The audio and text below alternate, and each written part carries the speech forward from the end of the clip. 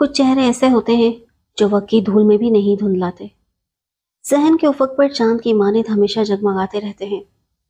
جب ماں باپ بہن بھائی خوشگوار دنوں کے دامن میں ہنسی خوشی زندگی گزار رہے تھے، ہمارا بھی دل سکون اور طمانیت سے بھر اٹھتا۔ باپ کی شفقت کے ساتھ ساتھ ممتا کی وہ میٹھی میٹھی دھوپ بھی ہمیں میسر تھی، جو سردیوں کی نرم دھوپ جیسی ہوتی ہے۔ سچ ہے، وقت کبھی ایک سا نہیں رہتا۔ امی کے وفات کے بعد ہماری زندگی کا رنگ بھی بدل گیا۔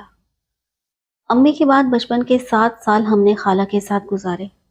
اس عرصے میں ہمارے ناسمجھ ذہن نے زندگی کے کئی تلخ حقائق کو محسوس کیا اور وقت سے پہلے دنیا کی سمجھ آنے لگی۔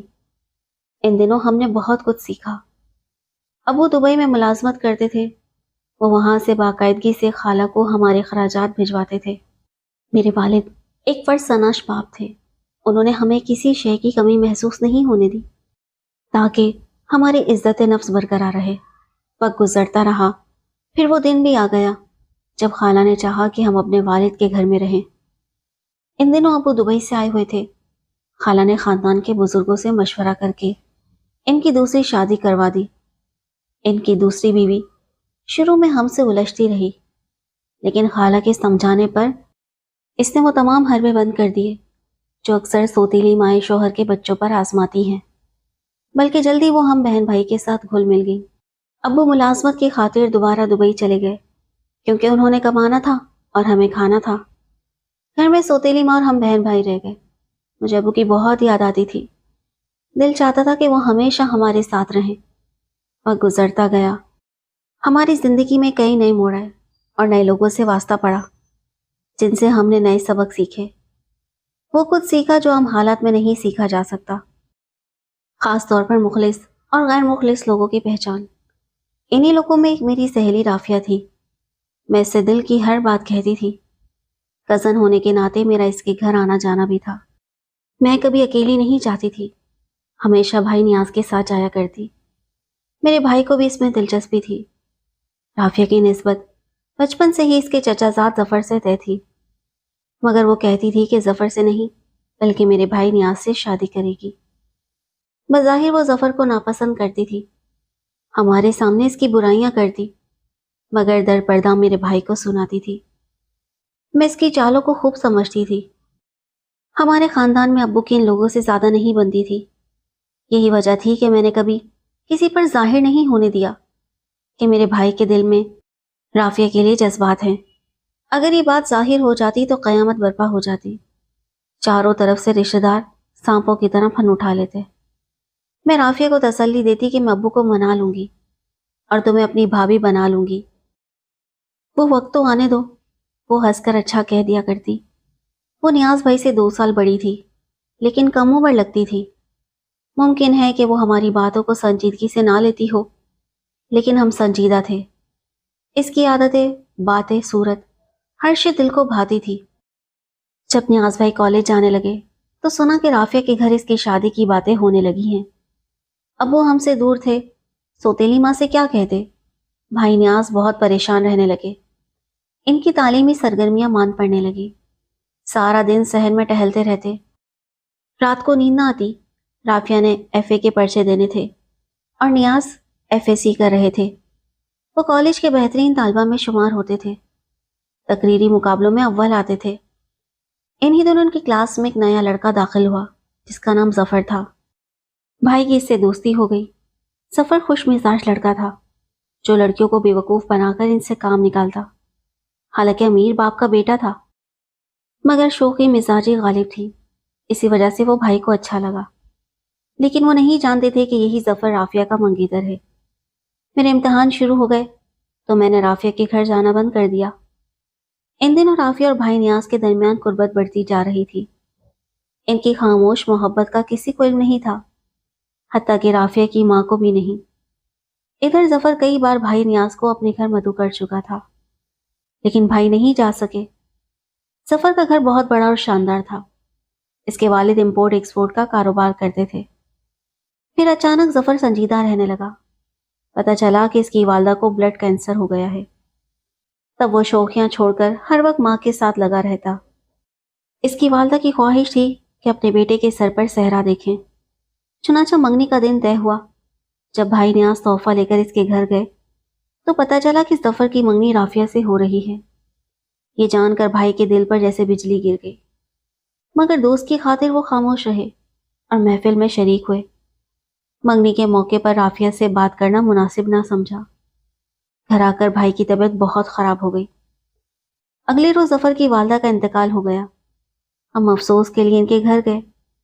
وہاں رافیہ سے بھی ملاقات ہوئی، مگر وہ مجھے دیکھ کر انجان بن گئی۔ مجھے بہت دکھ ہوا کہ اس نے ایسا رویہ کیوں اپنایا۔ میں نے سوچا شاید وہ جان گئی کہ میرے بھائی اس کو وہ خوشیاں نہیں دے سکتے جو کروڑ پتی ظفر کے والدین دے سکتے تھے۔ ظفر اپنے ماں باپ کا اکلوتا بیٹا اور ان کی جائیداد کا واحد وارث تھا۔ اس دن سے میری سوچوں کا رخ بدل گیا۔ بار بار افسوس کرتی تھی کہ میں نے اپنے ابو کو کیوں نہیں بتایا کہ میں اپنی کزن رافیہ کو بھابھی بنانا چاہتی ہوں۔ کیا خبر وہ منت سماجت کر کے یہ رشتہ اپنے بیٹے کے لیے حاصل کر لیتے۔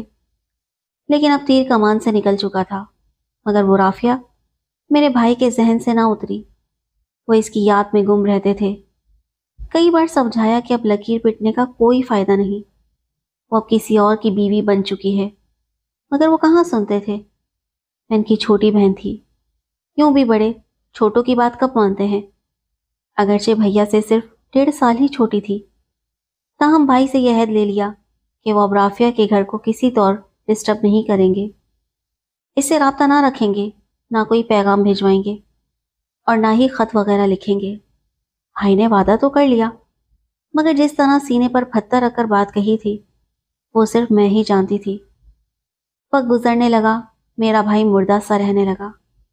جب بھی رافیہ سے سامنا ہوتا تو اسے آنکھوں ہی آنکھوں میں سلام کر لیا کرتا اور وہ نظریں جھکا لیتی تھی۔ شادی کے 1 سال بعد وہ ایک بیٹے کی ماں بن گئی۔ تب مجھ سے رہا نہ گیا اور ناراضی کے باوجود میں اس کے گھر چلی گئی، اسے بیٹے کی مبارکباد دی۔ اس نے سخت مہری سے میرا استقبال کیا۔ وہ پہلے جیسی نہ رہی تھی، تبھی ہم سے نظریں چرانے لگی تھی۔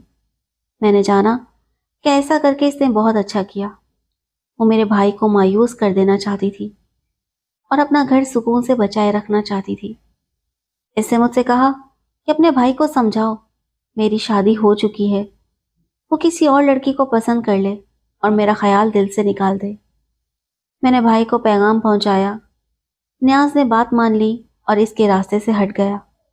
وہ بھی نہیں چاہتا تھا کہ اس کی وجہ سے رافیہ کی عزت پر کوئی حرف آئے۔ ہماری بدقسمتی یہ تھی کہ ماں سوتیلی تھی، ہم اپنے مسائل انہیں نہیں بتا سکتے تھے۔ وہ بھی ہمیں زیادہ روک ٹوک کرنے سے ڈرتی تھی کہ کہیں ہم والد سے شکایت نہ کر دیں۔ ابو تو بیرون ملک ابھی تک کمانے میں لگے تھے، اولاد کے روز و شب پر کیوں کر نظر رکھ سکتے تھے۔ ادھر حالات نیاز بھائی کے مخالف جا رہے تھے، مگر ظفر کے ساتھ دوستی برقرار تھی، جسے علم نہ تھا کہ ماضی میں ان کا رافیہ سے محبت کا رشتہ قائم رہ چکا ہے۔ وہ پہلے کی طرح نیاز بھائی کا شیدائی تھا، ہر وقت نیاز نیاز کرتا، ہر دوسرے چوتھے روز ہمارے گھر آ جاتا، جبکہ میں چاہتی تھی کہ وہ بھائی سے دوستی ترک کر دے۔ اس کنبے سے اب ہمارا دور کا تعلق بھی نہ رہے۔ شاید بھائی بھی ایسا کر لیتے، مگر ظفر نے یہ بات ناممکن بنا دی۔ مصیبت کبھی کہہ کر نہیں آتی۔ ظفر کے والد کی دولت و جائیداد پر ان کے قریبی رشتہ داروں کی نظریں جمی ہوئی تھی۔ یہ خاندانی معاملات تھے اور انکل نے جو مناسب سمجھا وہی کیا۔ ان کے فیصلوں نے در پردہ ان کے اپنے ہی خون کے ساتھ دشمنی کا بیج بو دیا تھا، جس کی خبر ظفر کو نہ تھی نہ رافیہ کو۔ انہی دنوں دوستی کی وجہ سے نیاز بھائی ایک بار پھر رافیہ کے گھر جانے لگے۔ ظفر خود انہیں گاڑی میں بٹھا کر لے جاتا، یہ دونوں ڈرائنگ روم میں بیٹھتے، رافیہ چائے اور کھانے کا اہتمام کر کے بھجوا دیتی۔ اس دوران کبھی کبھار انکل کا فون آ جاتا تو ظفر نیاز بھائی سے کہتا، تم بیٹھو، میرے واپس آنے تک جانا نہیں، ابا جی کا فون آیا ہے، وہ دفتر میں بلا رہے ہیں۔ گویا قسمت خود موقع دے رہی تھی اور راکھ میں دبی چنگاریاں پھر سے سلگنے لگیں۔ رافیہ کھانا لا کر نیاز بھائی کے سامنے رکھ دی اور دونوں باتیں کرنے لگتے۔ ان چنگاریوں کی تپش کا کسی کو احساس نہ تھا۔ پھر اچانک وہ ہوا جس کا وہم و گمان بھی نہ تھا۔ پتہ چلا کہ انکل دفتر میں بیٹھے تھے کہ برین ہیمریج کے باعث ان کا انتقال ہو گیا۔ یہ خبر ظفر کے لیے صدمہ تھی ہم بھی دلجوئی کے لیے اس کے ساتھ تھے۔ ابھی اس بری خبر سے کوئی سنبھلنے نہ پایا تھا کہ ایک اور بڑا سانحہ ہو گیا۔ اس روز عافیہ مائکے گئی ہوئی تھی اور ظفر گھر میں اکیلا تھا کہ کسی نے گھر میں گھس کر اس پر چاقو سے حملہ کر دیا۔ وار اتنا شدید تھا کہ ظفر جان بحق ہو گیا۔ وہ شخص کب آیا، کب چلا گیا، کسی کو کچھ معلوم نہ ہو سکا۔ تاہم اندازہ یہی لگایا گیا کہ حملہ آور ظفر کا کوئی جان پہچان والا تھا، کیونکہ اس کے آنے پر ظفر نے اسے اپنے کمرے میں بٹھایا۔ کسی اجنبی کے ساتھ تو ایسے خاطر تواضع نہیں کی جاتی۔